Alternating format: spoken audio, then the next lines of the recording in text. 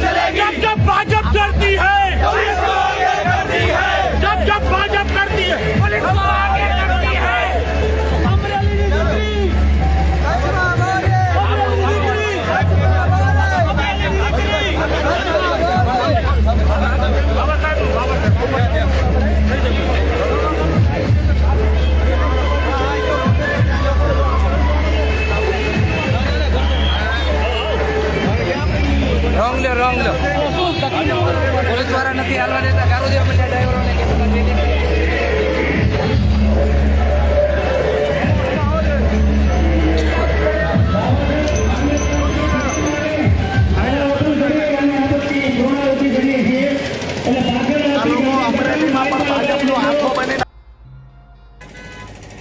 પણ આજે ભુજમાં આવીને મને એક જે અનુભવ થયો, અમે વિસાવદર જીત્યા પછી ભાજપના નેતાઓને તો પીડા ઉપડી છે, નકલી તેલ પેટમાં રેડાણું અને એસિડિટી થઈ છે, આ સમજી શકાય।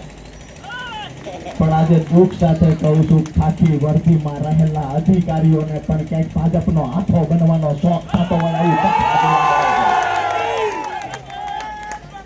મારી અંદર પોલીસ અધિકારીઓ માટે ઇજ્જત છે, માન સન્માન છે, પણ 2-5% પોલીસ અધિકારી કોઈના ખોળે બેહીને જો હાથો બનીને કામ કરવા ઈચ્છતા હોય તો એનું લિસ્ટ પણ તૈયાર કરવાની તૈયારી છે. અમારી લડાઈ ભારતીય જનતા પાર્ટી સામેની છે, અમારી લડાઈ ભાજપ કોંગ્રેસના ગઠબંધન સામેની અમારી લડાઈ છે. પણ કોઈ એવું સમજતા હોય કે ડીજે વાળાને, આમ આદમી પાર્ટી કચ્છ પૂર્વ પશ્ચિમ વાળાને ડરાવી ધમકાવી અને રેલીમાં અવરોધ ઉભો કરશું, ક્યાંક ને ક્યાંક ભીડ થાય છે આવા બાના કાઢવામાં આવ્યા, રેલીના કારણે ક્યાંક ડિસ્ટર્બ થાય છે એવા બાના કાઢવામાં આવ્યા, ટ્રાફિક થાય છે એવા બાના કાઢવામાં આવ્યા. ભાજપના નેતા નેતોડીઓ આવે ત્યાં ટ્રાફિક નથી થતું. ભાજપના નેતા અને નેતોડીઓ આવે ત્યારે ટ્રાફિક નથી થતું. કચ્છની અંદર આની પહેલા હું આવ્યો ત્યારે અહીંયા ગાંધીજીના સ્ટેચ્યુએ અમે ગયા હાર પહેરાવવા, દારૂની બોટલ પડી હતી, શર્મિંદા પોલીસ નથી થતી. કચ્છની અંદર બેફામ માઇનિંગ નો ધંધો ચાલે છે ઇલીગલી, પોલીસ શર્મિંદા નથી થતી. મારું તમને એ કહેવાનું છે, અને પોલીસ અધિકારીઓ પણ સામે ઊભા એમાંના બધા ખરાબ હશે આવું હું નથી માનતો, પણ 2-5% કોઈ ખરાબ હોય અને આખી પોલીસ અધિકારીઓની જે ખાખી વર્દી છે એને દાગ લાગે તો આવા અધિકારીઓને ખુલ્લા પાડવાનું કામ રાજુ કરપડા કરશે. હજી પાયલબેન વાળો દાગ ધોવાનો નથી, પાયલબેન વાળો દાગ ધોવાનો નથી. નવા દાગ પાડવા માટે કચ્છમાં આવ્યા હોય તો ધ્યાન રાખજો. તમે ખુલ્લી ચેલેન્જ આપીએ છીએ કે ભાજપનો હાથો બનીને કામ ના કરતા વિનંતી કરીએ છીએ. બાકી તમે એવું સમજતા હોય 6 વાગે રેલી પૂરી થાય ને 6:30 થાય ને 7 વાગે થાય ને ટ્રાફિક થાય, આ બધા કાયદાઓ તો અમે પહેલા ભણ્યા છીએ, પછી રાજનીતિમાં આવ્યા ને વકીલાત. જ્યારે વકીલનું ભણતો ત્યારે રાજુ કરપડા ગોલ્ડ મેડલિસ્ટ થઈને અહીં મેદાનમાં આવ્યો. એટલે અમારી લડાઈ પ્રદેશ પ્રમુખ અને ગોપાલભાઈ ઇટાલિયાના કહેવાથી, એમના માર્ગદર્શન નીચે, માન્ય કેજરીવાલજીના માર્ગદર્શન નીચે અમે ભારતીય જનતા પાર્ટીના મૂળિયા ઉખેડી નાખવા માટે થઈ, લોકશાહી બચાવવા માટે થઈ અને બંધારણ બચાવવા માટેની અમે લડાઈ લડીએ છીએ. વિનંતી કરું છું હાથ જોડીને કે બંધારણ બચાવવાની જવાબદારી જેની છે એ રક્ષક પોતે ભક્ષક ના બને, આ જવાબદારી પણ એમની છે. બાકી ક્યારેય કોમ્પ્રોમાઇઝ એમાં થશે જ નહીં. તમે કોઈ સામાન્ય માણસનો અવાજ દબાવવાના પ્રયત્ન કરશો, તમે અમારા કાર્યકર્તાનો અવાજ દબાવવાના પ્રયત્ન કરશો, તમે કાર્યકર્તાને 2 ગાળો બોલશો, અમે પ્રદેશમાંથી આવેલા નેતા શું અહીં મસાલો ખાંડવા આવ્યા છીએ? વિનંતી કરીએ છીએ